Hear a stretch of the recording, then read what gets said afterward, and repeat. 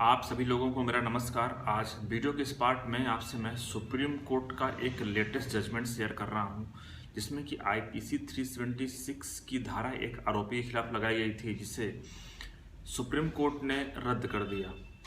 अब साथियों, इस मामले की कहानी कहां से शुरू हुई और लड़की की क्या आरोप थे और लड़के ने क्या किया जिस वजह से ये जो मामला है ये रद्द हो गया, आप इस केस के माध्यम से समझिएगा। तो साथियों, इस केस में मैं किसी भी व्यक्ति का नाम नहीं लूँगा, उनकी आइडेंटिटी में उसको उजागर नहीं करूँगा। तो साथियों, जो मामला है ये उत्तर प्रदेश के सीतापुर ज़िले का है और इस केस की कहानी कुछ ऐसी है कि इस केस में जो लड़की है, जो लड़की है वो बैंक की कोचिंग करती है और जो लड़का है वो दिल्ली में आईआईटी की कोचिंग क्लास चलाया करता था। दोनों के बीच फ्रेंडशिप हुई और उन दोनों के बीच लव रिलेशनशिप डेवलप हुए।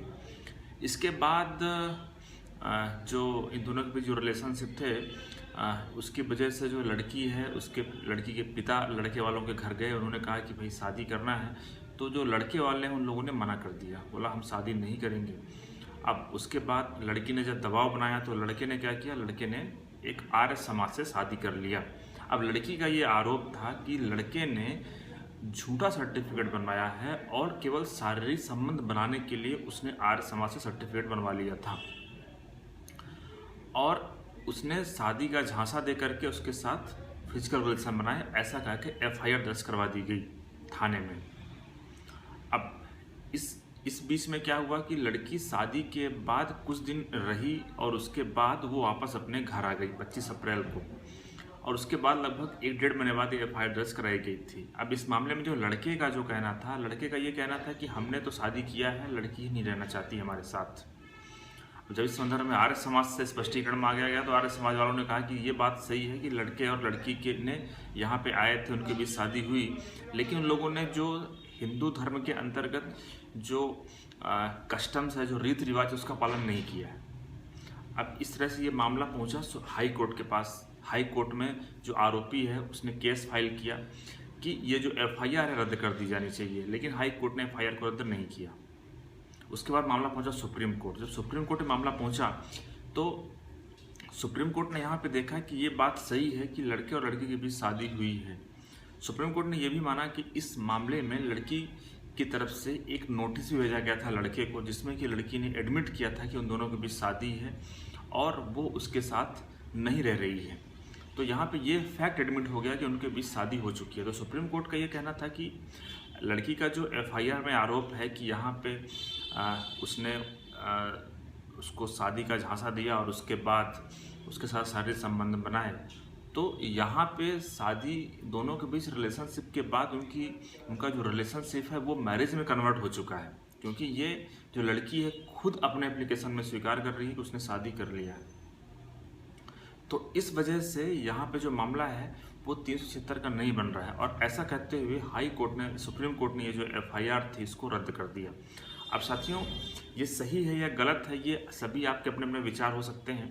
अब इस मामले में देखिएगा लड़के ने क्या किया था। लड़के का जो एक्ट था, लड़के ने आर्य समाज से शादी किया।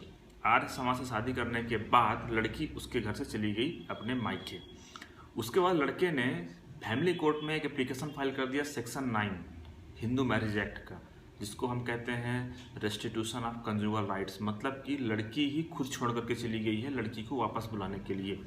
तो यहाँ पे जो लड़के ने क्या किया, लड़के ने ये साबित किया कि उनकी शादी हो चुकी है और उसने सेक्शन 9 का एप्लीकेशन भी लगाया है फैमिली कोर्ट में, ताकि लड़की उनके साथ रहे।